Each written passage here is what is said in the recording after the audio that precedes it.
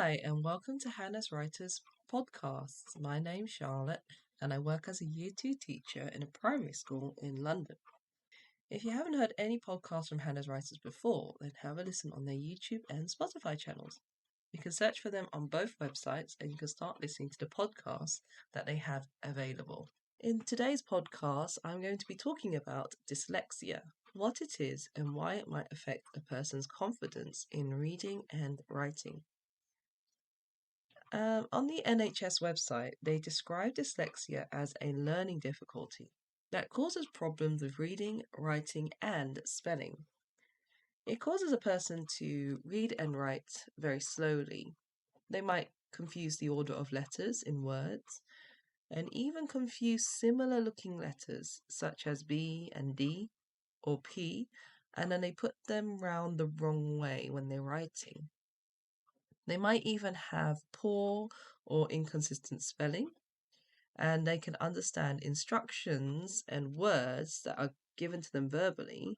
So if they listen carefully and they can hear what the instructions are, then they won't have trouble with that, and they'll be able to do it. They'll be able to do the instructions that have been asked. But what they will have difficulty with is information that's written down for them. And then they might find it hard to carry out a sequence or directions that's written down, even if it's in step by step. And then they struggle with planning and organization. However, they do have good skills in other areas, such as being able to think creatively, maybe solving problems outside the box. Of course, signs and symptoms will vary and be different because not everyone will have the same symptoms from person to person. So, as a teacher, we might notice that when our students are struggling with their reading and writing in English, that they're having a bit of a learning difficulty. As a teacher, we are constantly assessing students and we are always trying to make an educated guess as to why they might be struggling. And it doesn't just have to be with their reading or writing, it can be in any part of their development, like social skills, physical skills, mental skills as well, and visual. So it's all kinds of different things that we might notice and say, oh, we find that this student might be struggling with this. And then we inform the parents and ask them a little bit of background, a little bit of more information to find out why they might be struggling with this particular area. Of course, if a student is new to English, they don't speak English as their first language, then we understand that they will struggle. They will not know what we're saying in English, of course. They won't understand what we're saying to them. They might have a little bit of understanding and the level might not be great, but they could, reply with a simple yes, no, or they can say, I don't know as well. But as long as they understand some of the language, they can understand what they're hearing and they can reply with just these simple words, then we know that they are not at a greater depth level of speaking, but they're on their way. They could we don't have to start from scratch. If they're not able to reply at all to their answers or answer any questions that we ask them, and sometimes maybe the answer doesn't make sense to what question we've asked, then maybe we can assess that they need to start learning the language from the very beginning. They need to learn letters of the English alphabet. They need to learn what words mean. And they need to make that connection that, for example, the cat looks this way and a cat is called a cat. If they speak another language, we can say, say like in Japanese, a cat is neko. So neko means cat, and we can associate it with them. So when we say neko is cat, and we can tell them constantly, just until they remember it. So the whole point of learning a language is to remember words, lots and lots of words. And then after you've learned lots and lots of words, you can learn how to put them together. And it is tricky, especially if you're new to a speaker, if you're a new speaker to any language. So any language that you learn, you always learn the words first, like what word means what.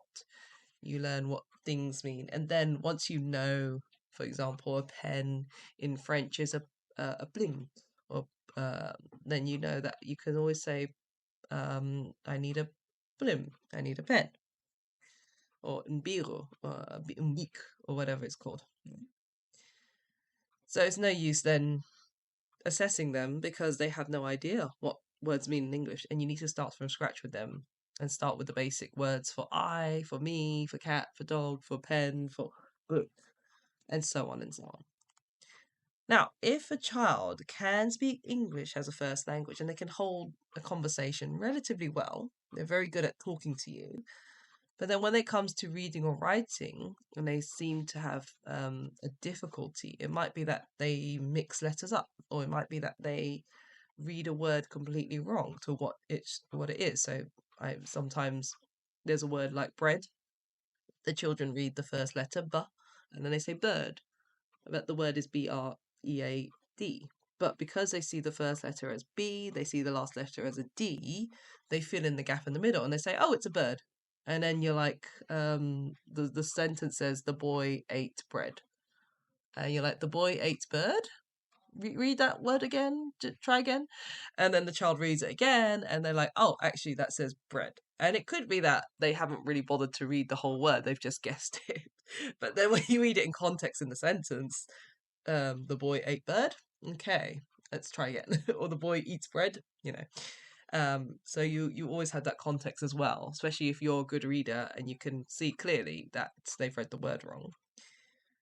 But there could also be times when a child who's just guessing every single word. So instead of reading the boy eats bread or the boy ate bread, they could have guessed the whole thing and they could have written like the. Instead of boy, they could have said something else like bay. Eats could have been something else like ed or egg, or ate could become ad or app or r. They change the whole word, and then bread becomes bird or box or some other kind of weird word, and you're like, And you kind of assess their reading skills, and you give them something else to read. You get them maybe at a lower level, and it's like a simple one like the boy cries or something, or the boy cry, or the boy sat, something very simple, and they still get it wrong, or they're still having difficulty with reading it, then you could assess that maybe potentially this child might have dyslexia and they might need some support with reading and writing.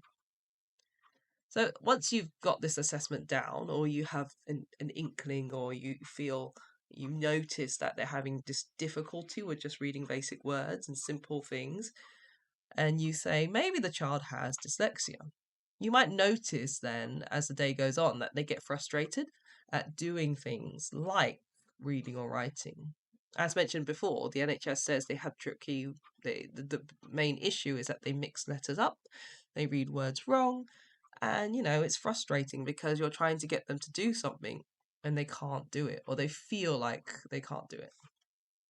And what happens then is that the student gets caught into this like vicious cycle. And the cycle is that as a child, the student finds it difficult to read or write. Their confidence goes from a top part of their, feeling great about themselves, and it goes way down. Their confidence plummets basically. And they find it difficult to read, they find it difficult to write. And then every day at school or wherever they're doing in their daily life, they have to read something. Then their confidence stays there. It stays down there. It doesn't go up, and they just believe that they can't do it anymore. Then they stop trying, and then they end up not learning how to read or write at all. And as they get older, they then realize that they have more and more things to do, and it becomes more and more difficult because they never got that support at the beginning of their learning journey to read and write. And then they end up hiding the fact that they can't read or write. And what they do, they memorize certain things that are people saying, things that people are doing. They watch carefully and they do it. And then they just manage to get by for a short while. And then things become more difficult again. And then all this while, their confidence is so low that they just believe that they can't learn anything ever again. So having a learning difficulty will affect any person's confidence in the long run.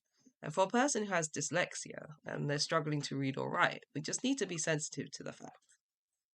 This does mean that they'll probably find it embarrassing to read out loud in class, to read out loud where people can hear them.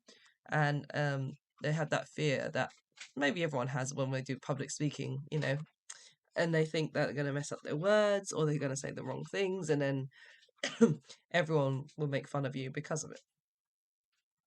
Now, if you take this fear and you worry and you multiply it with having dyslexia, the student then has even more fear and more anxiety and a lot less confidence to do things publicly. And they might want to then just hide the fact that they can't do it. And they're less likely to try and improve and get better. So when teachers do notice that a child needs support, they can help them by putting that support into place. And this could be simple things as an extra session before or after school. And it's to help the students to learn to manage the way that they can read and write. And they give them a method or a strategy that the student can use. So whenever they have to read or write things, they can put that strategy or method or that process in place so that they don't get frustrated and they just take their time to read. And then teachers will then also have to inform the parents of the concerns that they have, let them know what they're doing as well to help the student. And then after that, it's up to the parents really to take the next steps. And it could be that they take their child to the GP and they get them to be checked that they do have dyslexia or not. It might be wrong, the teacher might be wrong. And it could be that the child is just not able to read clearly. Maybe they have an eyesight problem. Maybe they have a hearing problem. So it could be it's not dyslexia at all, but something else. But as long as they inform the parents can get them checked out by the GP, and the GP can run their tests and give them a proper account of what might actually be happening. Now, just because a person does have dyslexia doesn't mean that they're not smart. It just means that they need more time to figure out how to manage their learning. And you might find that they actually have a really good memory. They'll be able to memorize things that you say verbal instructions that you give them, and then they're able to confidently retell you what you've told them. It might be anything that you've asked them to do, and then they just go and do it, and they're able to do it well. They might even have really good physical abilities and just be able to play sports really. Or they could just be great at socializing with others, and they can be a top speaker, especially when they don't have to read things from a textbook though. So they could be a top speaker and just come up with things off the top of their head. Remember, they could be great speakers and verbally able to express themselves. It's just their reading and writing that lets them down.